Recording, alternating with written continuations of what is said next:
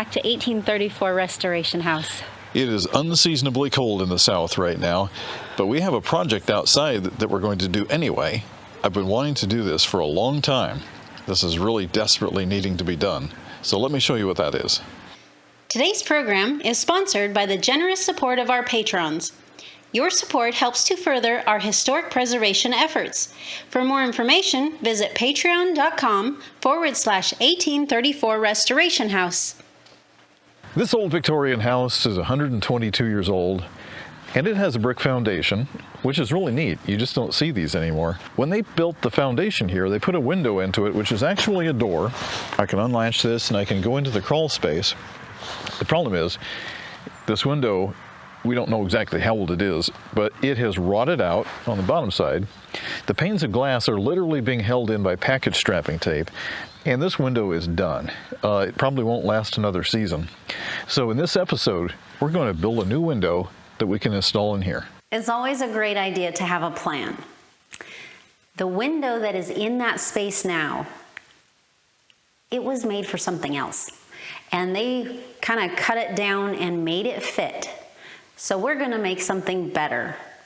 It's going to fit perfectly. We drew out some plans and figured out what we needed. Here's the framework, so we know how much wood we need and the sizes to cut it. And we have the window also drawn out with lots of details, lots of information.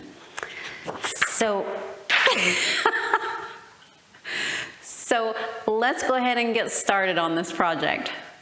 When I'm doing fine woodworking, I like to get my wood from a sawmill. I'm not talking about the big box stores. I'm not even talking about the local lumber yard. I'm talking about the guy who takes the log, throws it on a mill, and saws it down in rough shape.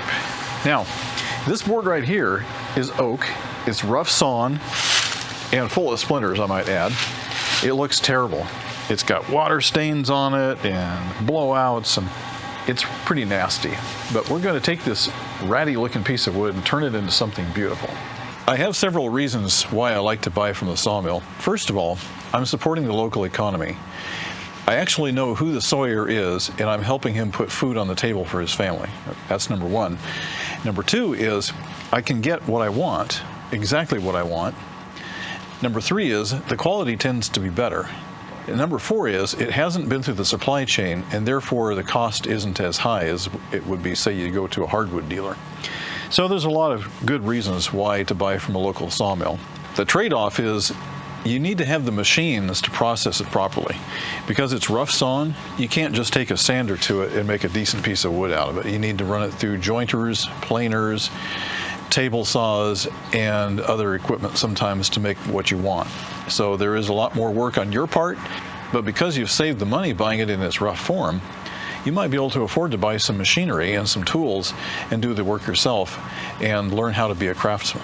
When I'm working with rough sawn lumber, I always make sure that the lumber is larger than what I need. So if I need it to be 1 inch thick when it's done, I order it as 1 1/4 inch thick so that I can machine it. If I need something that's, say, 5 inches wide, I'm going to make sure that I buy something that's at least 5.5 inches wide, maybe 6 inches wide, so that the machines have enough meat to take off so that you can have some really nice boards when it's done. So what we're going to do here is build the window frame, and according to my calculations, I need to take this board, which is 128 inches long, cut it in 4 even pieces, which is 32 inches apiece, and then we'll do more work after that. First, let's get this up on the saw and make those cuts.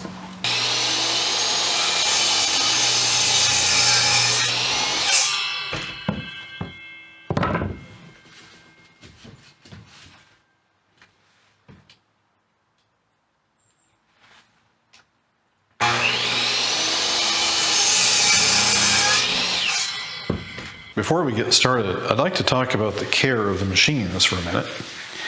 Now, this is polished cast iron, and the worst thing you can do is throw this out in a garage or a workshop and then just walk away and leave it for months on end. And the way we combat rust is we put on wax. It's basically car wax. Some people like to use Johnson's paste wax. That's what I use, based on the recommendations of others. But the thing is, that surface has to be protected. You don't want any rust getting started on it because it'll pit it and make it look terrible. And we want to take care of our tools. This is the cutter head, by the way. Very, very dangerous, which is why it has a cutter head guard. And yes, the machine is unplugged right now, so it can't possibly turn on. But periodically, I'll come back here and I'll clean it and reapply some paste wax. And the paste wax has another benefit of making it more slippery so that the wood will just glide right through. So there's that. Blow a little dust out of there. I've got just a touch of residue here that needs to come off of there. Good. So now the machine is ready. Before I get started, I want to show you what this is and what I'm about to do. So the jointer has two tables. It has the outfeed table and the infeed table. Now the outfeed table is absolutely flush with the top of the rotating blade. And the infeed table sits a little bit below that. And I've got it adjusted to 1/16 of an inch. Now I can adjust that up and down with a wheel, but generally when I'm taking cuts off a board, I want to take off little bits, because if you're too aggressive with it, you just wear your blades out. So what's going to happen is I push this board along here. It's going to take off 1/16 of an inch, and then the part that's already been shaved will be, shall we say, cantilevered just a little bit. And so that will end up here on the deck and stay on the deck, and then everything back behind will continue to get shaved off. What this does is it gives us two edges that are completely flat, but they're at perfect 90-degree angles to each other. I'm going to turn the volume down so I don't blast you guys, and we'll go ahead and get started.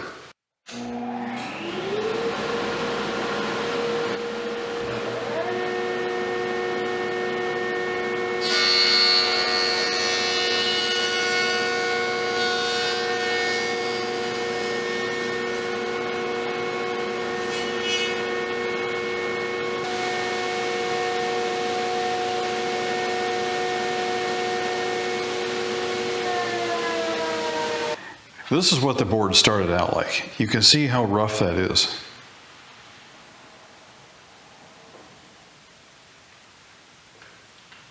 And this is what it looks like after 5 passes through the jointer.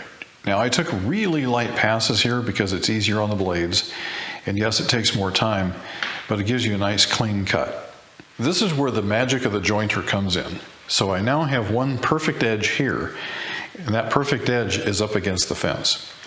So I'm going to go ahead and run this through, and I'm going to clean up the face of this board, just one face.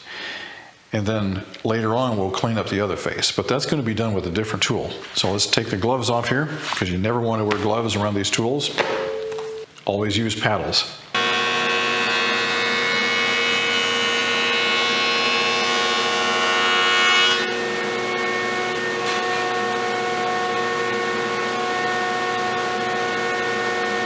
It took 3 passes to clean up this face. That was 3/16 of an inch removed. And all of that was just variation because of rough sawing and motion as it was drying. It could have warped a little bit, but we got that cleaned up, and we got this other edge cleaned up. So that's 2 edges. That's the only thing that we'll be doing to this board on the jointer. So we'll set this aside. I'm going to go ahead and process the other 3 boards the same way.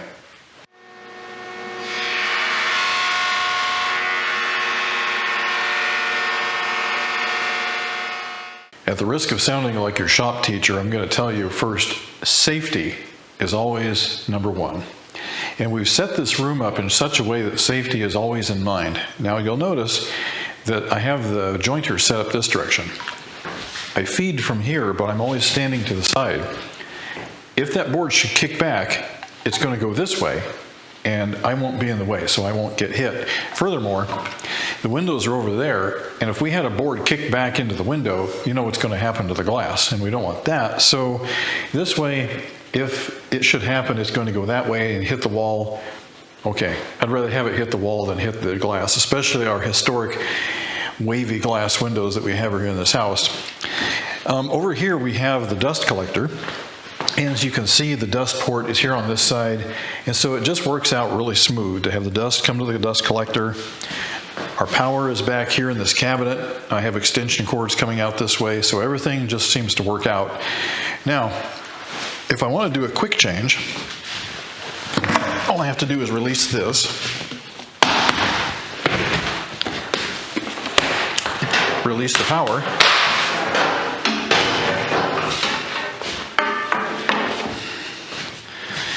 And then just move this thing out of the way.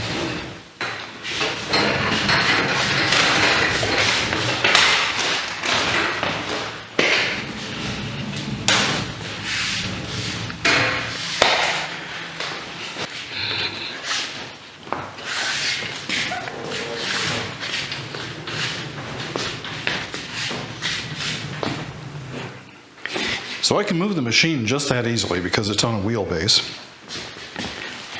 And then I've got the dust collection, also on wheels. But let's just move you back here a little bit out of the way. And lastly, we have power. We only use one machine at a time, and therefore the dust collection will work just fine. Now, if we had a dedicated workshop, we could have dedicated power to every single tool. We could have a dedicated dust collection system throughout the entire building, but that's sometime in the future. But for now, I don't mind just doing this little bit of work to make it happen. On this channel, I like to explain things in great detail the first time, and then I'll go off and do the same thing over and over again without, explaining and showing every single thing. But since this is the first time we've talked about this, this is called a planer, and what its job is to cut wood off the top and make it smooth and flat. Now, on the back side here, we jointed this to make it perfectly flat. So the jointer's job is to get rid of any warps, buckles, or distortions in the wood and make it perfectly flat on one edge. So that flat edge now runs on here, and we have cutters up on top. And so as it runs through, it cuts it and makes it absolutely parallel flat on top and bottom. So the bottom's already done. Now we're doing the top. We're not doing the side, just the top. Oops. Oops. Oops.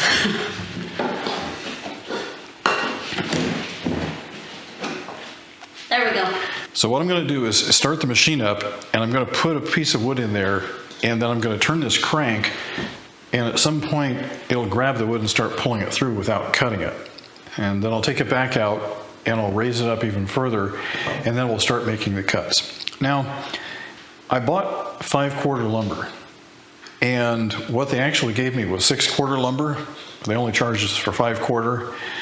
So it's actually thicker than what I asked for, which is fine because we can take that off and we'll just turn it into sawdust and fill up the dust collector.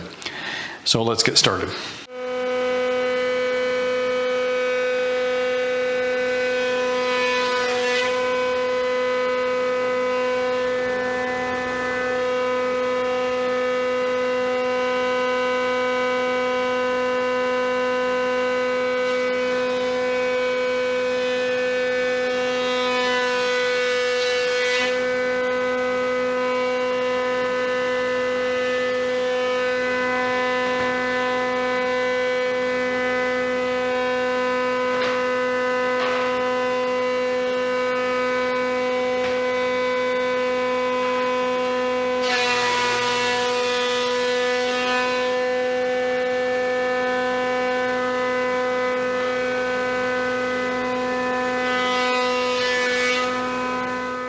After several passes through the planer, I was able to get these boards down to 1 inch thick. They're actually 2/1000ths of an inch over that, but there's no way I was going to try to get any better than 2/1000ths of an inch, so I'm calling that good.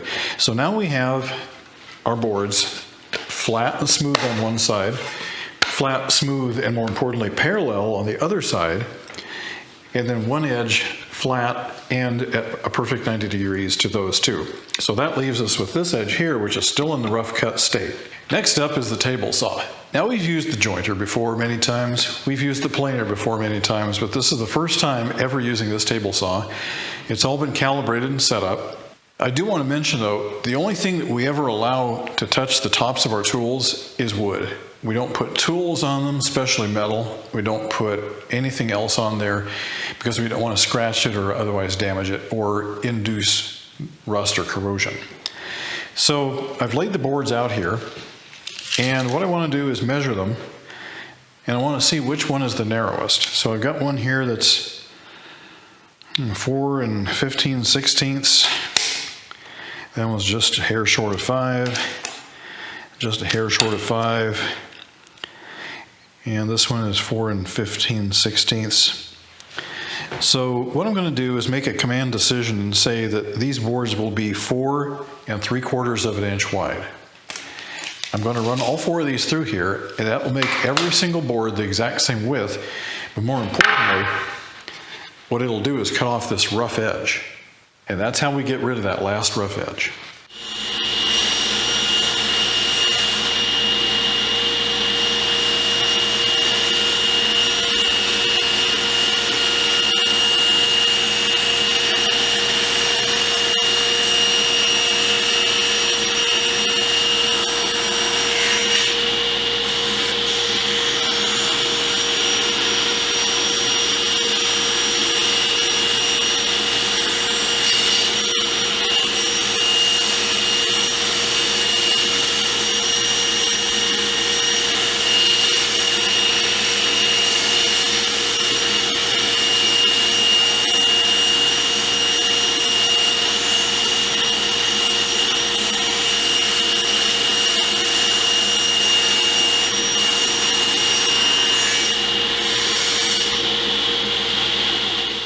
Okay, friends, we have 4 boards. They are absolutely the same width, absolutely the same thickness, perfectly smooth on all 4 sides, perfectly flat, perfectly parallel, and perfectly perpendicular, which is exactly what we want. The one thing that we don't have, the ends are a little bit off there, but we'll take care of that towards the end. Now, let's see how well we did. We're looking for 4 3/4 of an inch. I've got my trusty dial calipers here for perfect precision. Let's see how we did. So we are at 4.74. Pretty close. All right, I'm going to call that a win. The next thing we need to do is cut a groove into one side of each one of these boards. Now here's why. Let's pretend this is the window frame. And let's pretend that this is the actual window. So the window will sit flush with the frame like that, and it'll be hinged. So it'll go out and it'll come back in again. But there's a problem. We don't want the window to continue trying to go into the frame like that against the hinge and bend it. So what we're going to do is cut a groove in here, and then we'll embed a window stop down into that groove like so, and that way, when you try to swing your window closed, it bumps up against the stop and can't go any further. So how do we do that? Well, I mentioned in an earlier episode that our table saw has a built-in router table on it, and I have this preset. I have a router in here with a bit. It's a plunge bit, and it's already set up to 1 inch. So when I take this board, I push it up here against the fence like that, that spinning router bit is going to cut that groove all the way down, and we'll just do that on one side on each one of these boards. Now, before we go making these kind of cuts on our real lumber here, I've got a piece of scrap, and I just want to try it out here and see how it works. Now look at this. See how it rocks? So I could take this board and I could run it through the jointer and it would be flat and not do that. But for this test, we don't care. So I'm going to go ahead and turn this on and run this through and see what happens.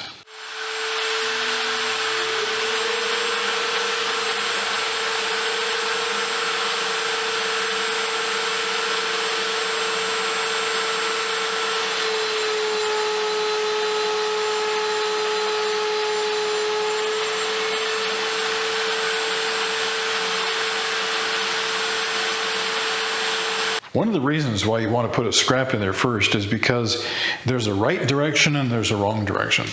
And so what happens is if you're trying to push it in the wrong direction, it's going to try to grab your board and kick it forward. And you don't want that. You want the bit to be pushing back on you as you're pushing the board through. And that's the proper way to cut.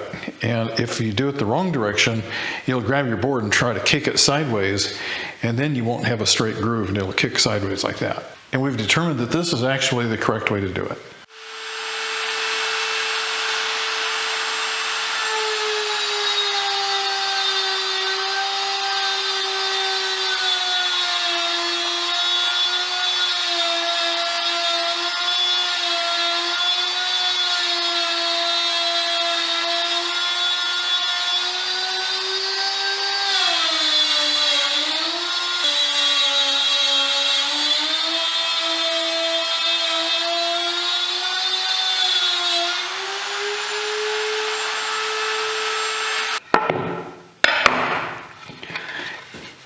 The next thing I want to do is square off one end of each one of these boards. And to do that, I have this.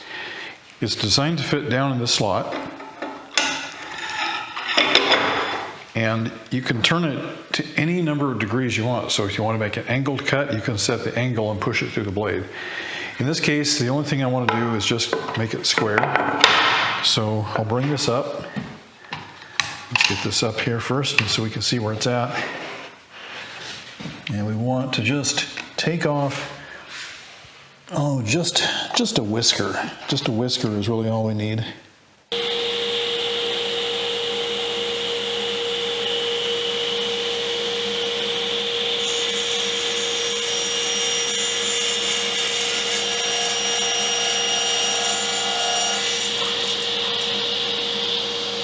Now the next thing I want to do is take two boards and cut it down to 31¼ inches, according to our plan here.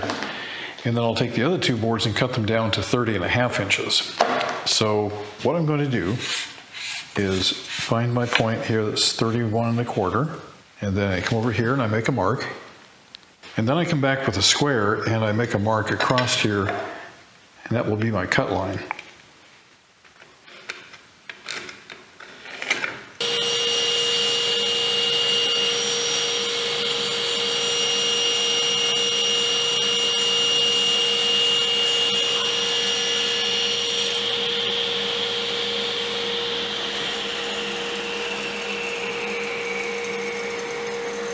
Now you'll notice I didn't try to reach in there and grab those. I want the saw blade to stop completely before I put my hands anywhere near that. So now that it's off, I can take these out, but never try to kick wood out. Bad idea. Okay, well, things are looking up here. I have two boards at, what is that, 30½, and I have two boards at 31¼ there on the floor. That means that we've cut all of the boards needed for the window frame. Now there's one more thing that we need to do to these before we consider it done. All four corners of the window frame are held together with a rabbet joint. You can see how it's notched like that, like a stair step.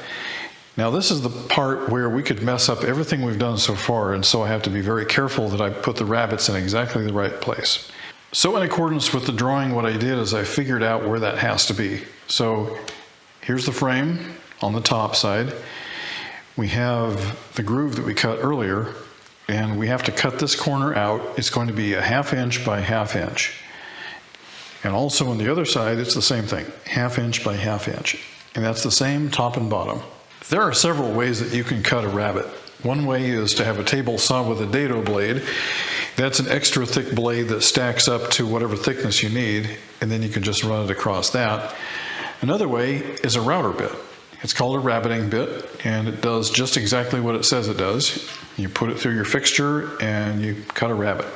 The third way is most jointers have a rabbeting arm here that sticks out further, and it's permanently a part of this infeed table. So when you run the infeed table up and down, you're running this up and down.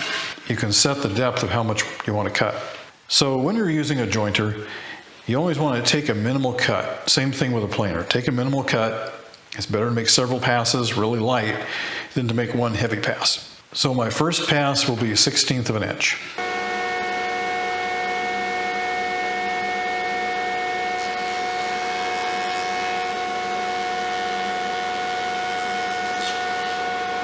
All of the boards are done and they're ready to be glued up. So we have the rabbet here, we have the rabbet here, and we have the groove. And everything just assembles really nice, just like this. Goes together, and we've got this really nice joint there. Now, one thing I have to be careful of is that the frame is completely square. So I have my carpenter's square here, and we'll be checking the corners. So I'm going to glue these up, and then I'll square it up and put clamps on it, and we'll let it dry overnight.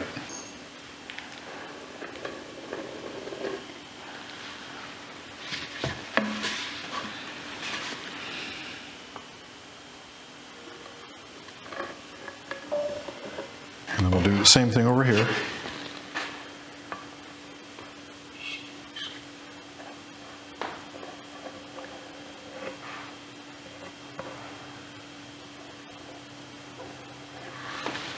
Doesn't really take too much, but I'm looking for even coverage.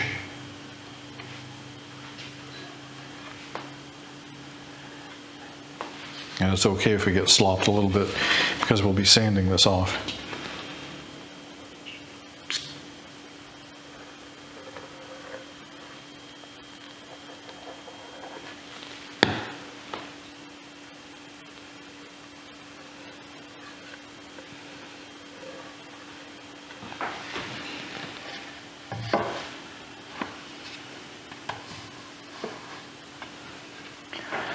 Okay, there it is. I am going to wipe this off my fingers and I'll be right back. Okay, so I'm just going to adjust this frame until it's nice and square. So I've got a good square corner here. Let's check the other side over here.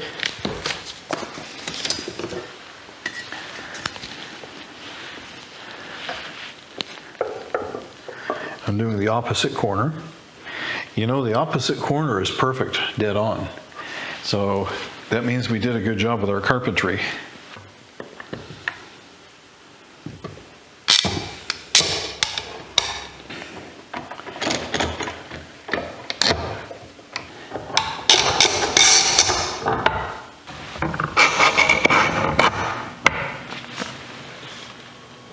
I had a problem with the window frames going out of square as I was tightening these up. What happened was that the clamps were on crooked. They weren't square with the rails. And so once I squared those up, then it was more symmetrical and everything just pulled straight. Because otherwise it was causing a little bit of like a kind of a sideways motion. And we don't want that. So that's just something to be aware of if you try something like this. This window frame is glued up and clamped, and so we're going to let this sit overnight and do its magic. So when we come back tomorrow, it'll be rigid and strong.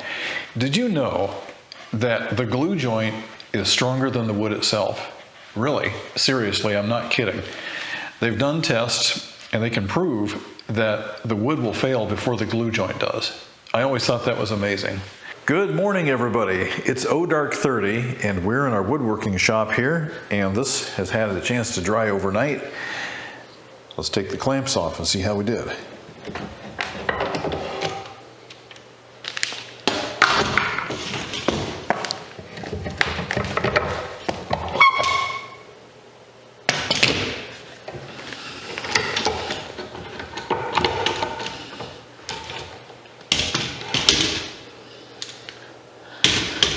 Okay, well, that looks square,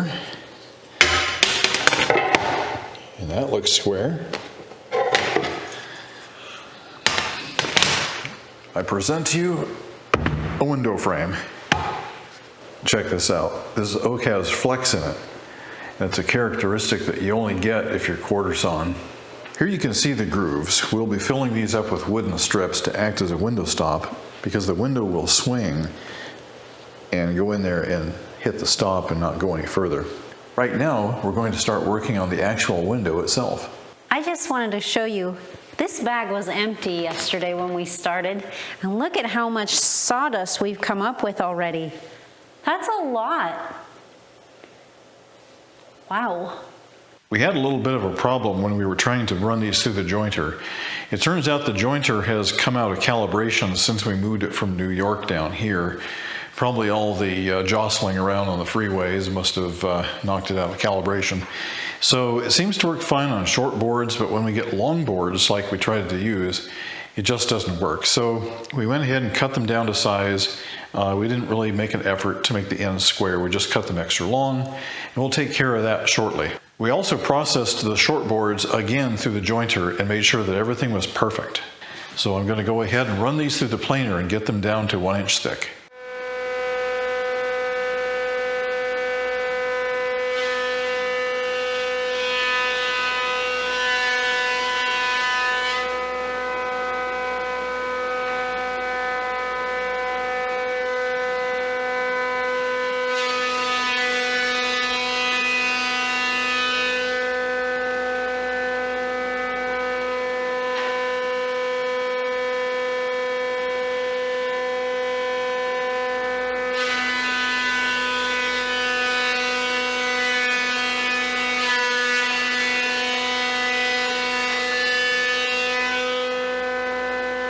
Because of the miscalibration of the jointer, we ended up removing a lot of material from these boards, trying to get them square, and it just wasn't working, and we just kept taking off more and more until we finally realized it was a calibration problem, not a lumber problem. Because usually when you're doing lumber, it gets better. With each progressive cut, it gets better. Well, in our case, it was getting worse. So that's a good key indicator right there. So I'm going to take this board, and I'm going to true it up, and take off just enough to get rid of the crooked part.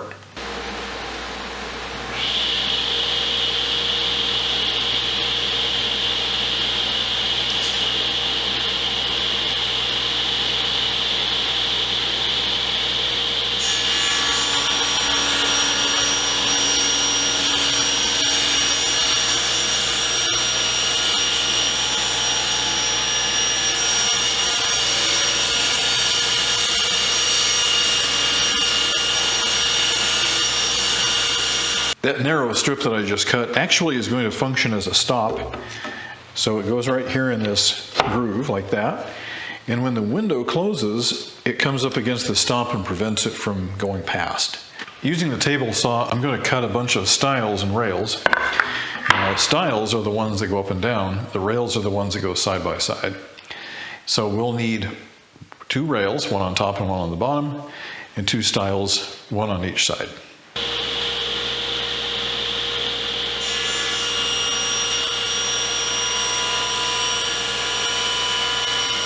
We've been working off camera for a while because we had some really intense things that we had to figure out, and we just didn't want the distraction. So we went ahead and did some things.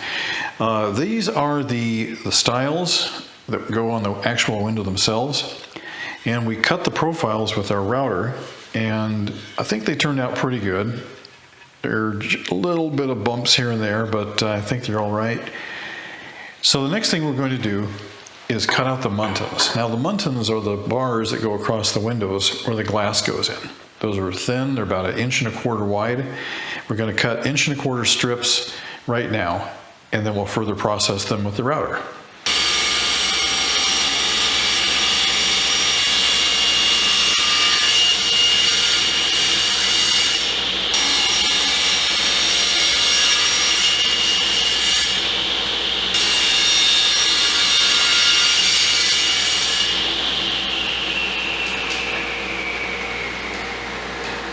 Well, I'm sorry everybody, but we are out of time and we have to close this video.